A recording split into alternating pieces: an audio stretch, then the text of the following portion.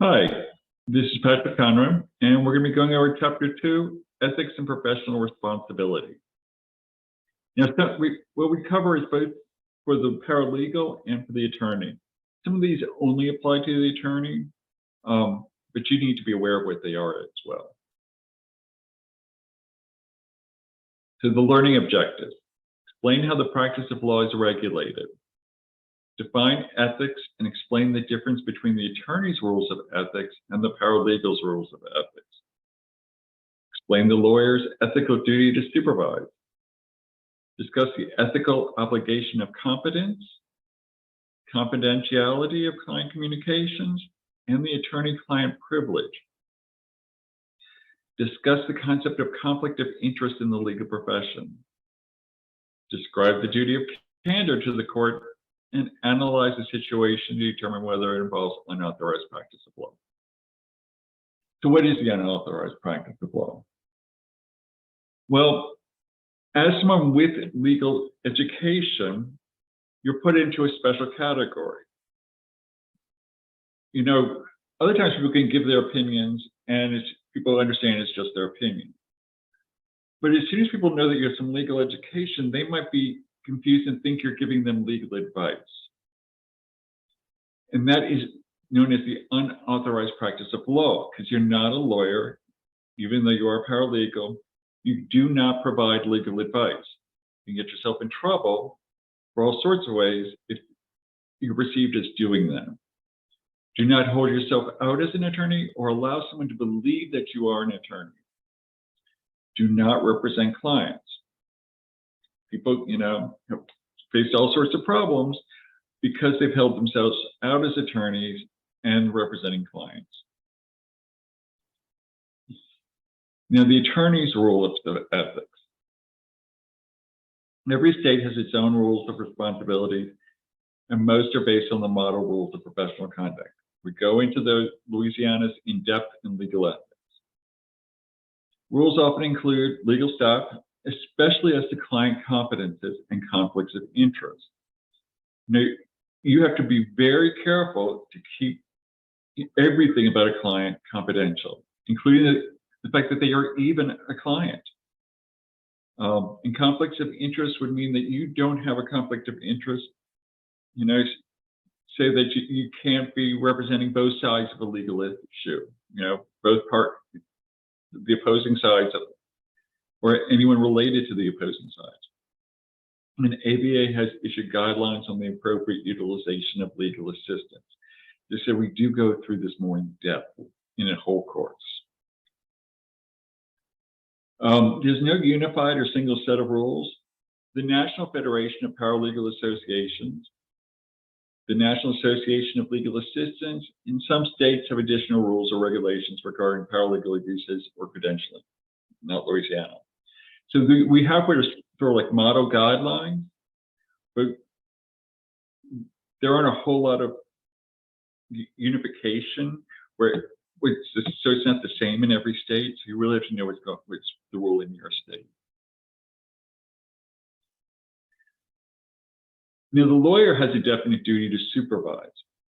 Supervise you and all of their legal staff. And these fall into the model rules of professional conduct, 5.1 and 5.3, put out by the American Bar Association. Paralegals must follow the reasonable directions of the attorney. Reasonable means legal, doable, all sorts of those things. Attorney can be sanctioned by the court for the ethical mishaps of the legal staff. That's why you need to know this. If your lawyer gets fined for something you did, you don't have a job anymore. Competence in legal representation. And this is for the lawyer. Minimal competence knowing the rules of the court. Might require consultants or experts to explain technical components. You hire the expert to be on the stand. Must be able to communicate complicated manners and language that the client will understand. Don't just bury them in legal jargon. Confidentiality in client matters. It could be more difficult as social media and technology and everyday communications becomes more and more commonplace.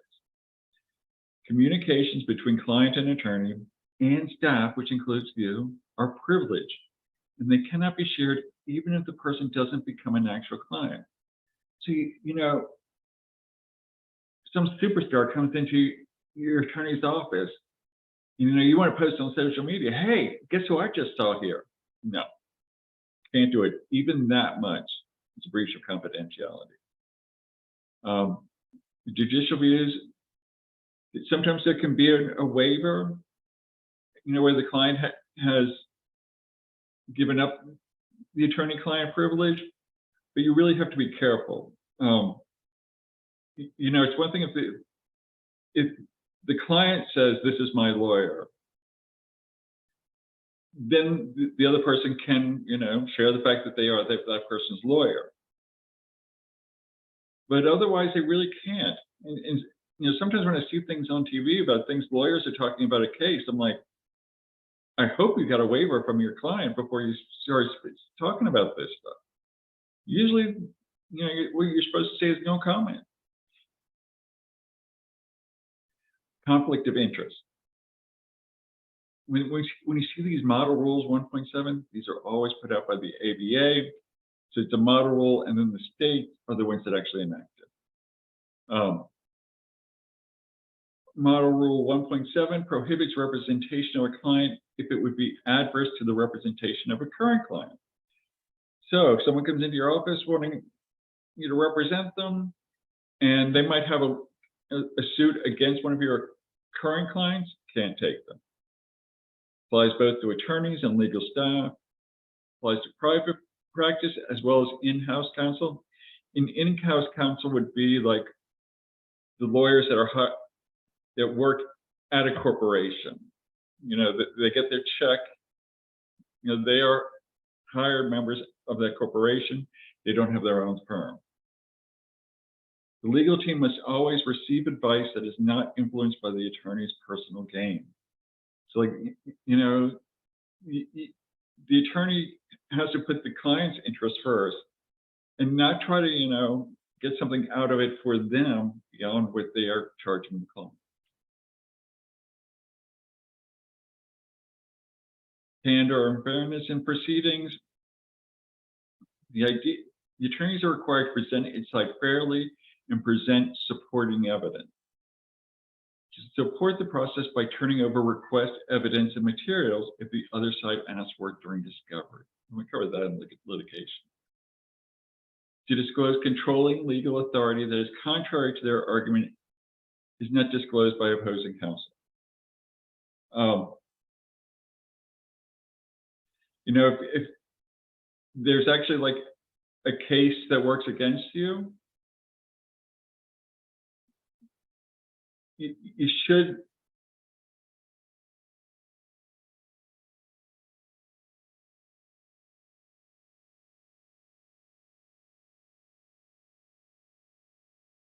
sorry about that. I had to pause and fix something with this last point to make it clearer. Okay, the attorneys are required to disclose controlling legal authority that is contrary to their argument if it is not disclosed by opposing counsel. So in a case, you might be arguing, say, for self-defense. And, under these circumstances, you should say that, the doctrine of self-defense should be applied. Well, if there's a case from a superior court saying something to the contrary, and the opposing counsel doesn't bring it up, you're just not like off the hook. You do have to state that the superior court in a similar situation did say that this was not self-defense. And then you go on to argue how the two situations are different or why the superior court was wrong. You can still bring it in, but you can't just ignore the fact that a superior court has already ruled on this issue or a similar issue. Avoiding UPL, unauthorized practice of law. Identify yourself as a paralegal in communications with discussions with clients. And even your business card should say paralegal clearly on them. Review guidelines from states and agencies when it comes to filling out forms of representation during hearings.